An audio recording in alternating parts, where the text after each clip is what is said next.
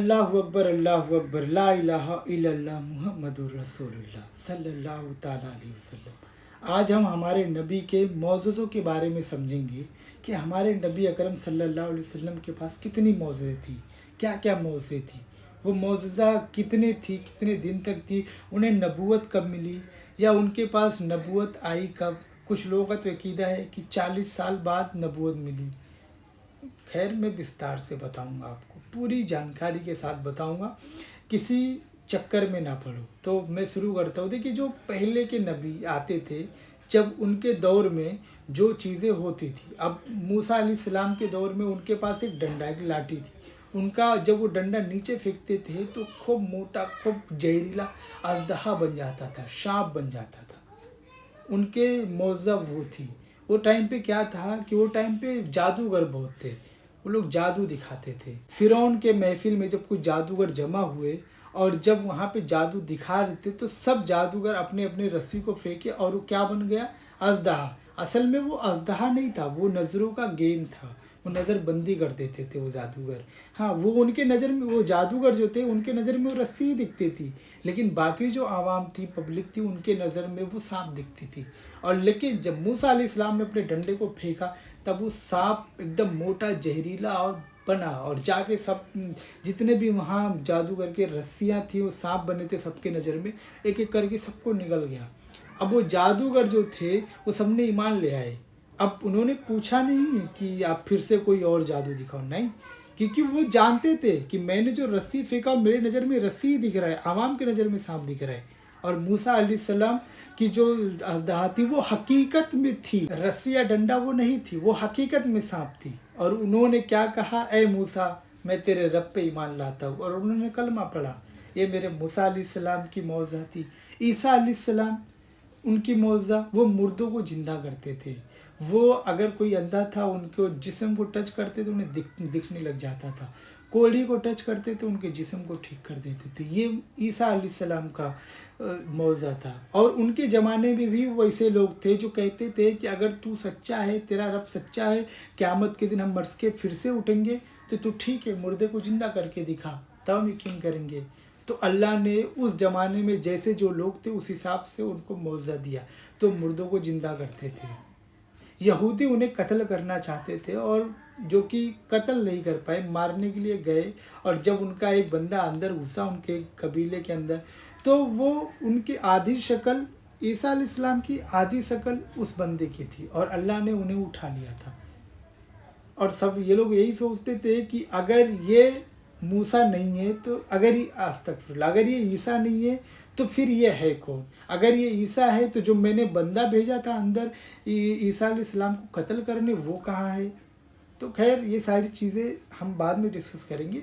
अब हम आते हैं अपने नबी सल्लल्लाहु अलैहि वसल्लम पे, उनके मौज़ों के बारे में जानते। नबी अकरम सल्लल्लाहु अलैहि वसल्लम जब पैदा हुए, कितने साल के थे?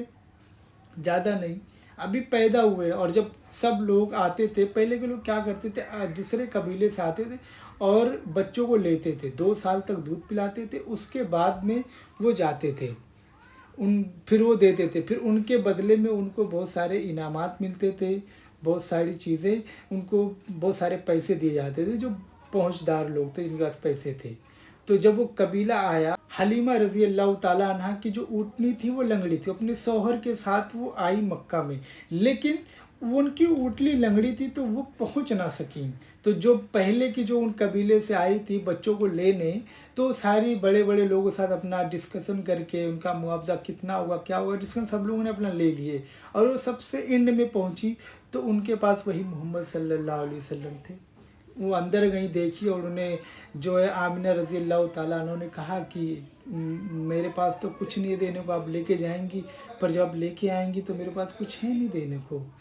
हाँ, अब बताओ। वो फिर घर से बाहर आ गई, उन्होंने मोहम्मद सल्लल्लाहु अलैहि वसल्लम के, नबी अकरम सल्लल्लाहु अलैहि वसल्लम को नहीं ली, वो बाहर आ गई। वो गई, फिर उसके बाद में पूरे मक्का मुकर्रमा शहर में ढूंढ रही है, कोई नहीं मिला। तो उनके शौहर भी साथ में थे, उन्होंने कहा कि हमें कोई मिला नहीं है, तो एक काम करते हैं, उस यतीम बच्चे को ले लेते हैं। तब अब्दुल्ला रज़ी अल्लाह ताला अन्हु, जो मोहम्मद सल्लल्लाहु अलैहि वसल्लम के अब्बू थे, वो फौत हो चुके थे। तो उन्होंने कहा कि चलो उस यतीम बच्चे को ले लेते हैं। तो कहा ठीक है, अब लेके जाना ही है तो चलो उसको ही ले लेते हैं। तो आए और उन्होंने फिर आमिना रज़ी अल्लाह ताला अन्हा से बोला, तो उन्होंने उनसे फिर उन्होंने लिए, और उनकी ऊँटनी लंगड़ी थी और सारे लोग कबीले की तरफ जा चुके थे, अंधेरा हो चुका था। लेकिन जब वो बच्चे को लिया नहीं, हमारे नबी अकरम सल्लल्लाहु अलैहि वसल्लम को, जब वो ऊँटनी पे बैठा है, वो ऊँटनी एकदम फिट फाट हेल्थी हो गई और इतनी तेज भागी कि वो जाके सीधा कबीले में पहुंची और उन सबसे पहले पहुंची जो उन सबसे पहले निकल चुके थे। अब ये पहला मौजज़ा है कि ऊँटनी ठीक हो गई मेरे नबी अकरम सल्लल्लाहु अलैहि वसल्लम के बैठते ही। और जब वहाँ पहुँचे तो उस रात सारे बकरियों के थन भरे हुए। ये मेरे नबी अकरम सल्लल्लाहु अलैहि वसल्लम के आने की बरकत, ये मौजज़ा है। क्या है? मौजज़ा है। और मौजज़ा कब दिया जाता है?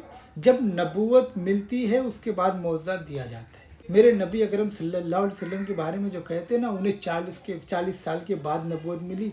अरे बेवकूफ़ो, उन्हें जो है ना, उन्होंने ऐलान 40 साल के बाद किया कि मैं नबी हूँ। मेरे नबी अकरम सल्लल्लाहु अलैहि वसल्लम फरमाते कि जब आदम अलैहिस्सलाम को मिट्टी में बनाने के लिए गूंदा जा रहा था ना, उससे पहले मैं नबी हो चुका था।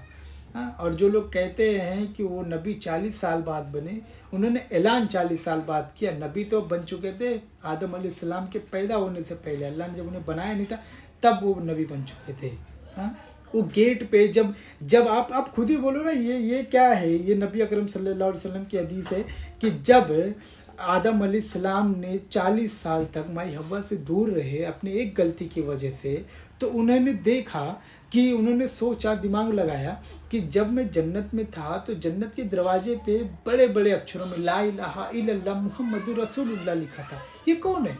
तो उन्होंने फिर दिमाग लगाया और दुआ किया, या अल्लाह, उस जो तूने नाम लिखा है उस नाम के वसीले से मेरे गुनाहों को बख्श दे। अल्लाह ने फ़ौरन बख्श दिया, फ़ौरन। क्यों लिखा था? अगर अल्लाह ने उन्हें नबी पहले नहीं बनाया होता तो लिखते ही क्यों जन्नत के दरवाजे पर वो चीज़ें? तो मेरे नबी अकरम सल्लल्लाहु अलैहि वसल्लम की शान, उनके मौजज़ात, और मैं उनके मौज़ों के बारे में बताऊँ, वो पूरे के पूरे मौजज़ात थे। जो जितने भी नबी आए, कम व बेश 1,24,000, अल्लाह ने सबको कुछ ना कुछ मौजज़ा दिया। और उन मौज़ों को मिला के मेरे नबी सल्लल्लाहु अलैहि वसल्लम को तन्हा में वो सारी मौजज़ा दिए। मेरे नबी अकरम सल्लल्लाहु अलैहि वसल्लम पूरा ही मौजज़ा थे। तो मेरे नबी सल्लल्लाहु अलैहि वसल्लम के सामने गुस्ताखी करना बंद करो, उनके बारे में झूठी चीज़ें लिखना बंद करो, उनसे मोहब्बत करो। बातें लंबी हो जाती है, मुख्तसर सा टाइम होता है, तो अब असर की टाइम भी हो गया, तो मैं असर की नमाज़ पढ़ने जा रहा हूँ।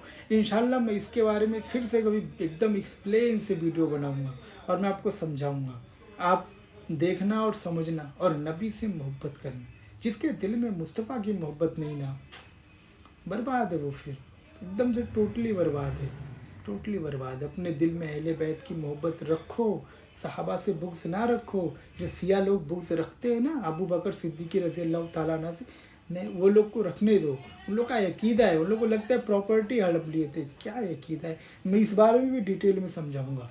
लेकिन अभी मैं असर की वक्त हो रहा है तो मैं नमाज़ पढ़ने जा रहा हूँ। अगर आपका भी वक्त कोई हो रहा है अजान का, नमाज का, तो जाओ पढ़ो और अल्लाह की इबादत करो, अल्लाह से दूर ना भागो, क्योंकि अल्लाह ही हमारा बेड़ा पार करेगा नबी अकरम सल्लल्लाहु अलैहि वसल्लम की सिफारिश से। तो किसी बाबा से या किसी पीर से पीछे मत भागो, मस्जिद के पीछे भागो। अस्सलाम वालेकुम।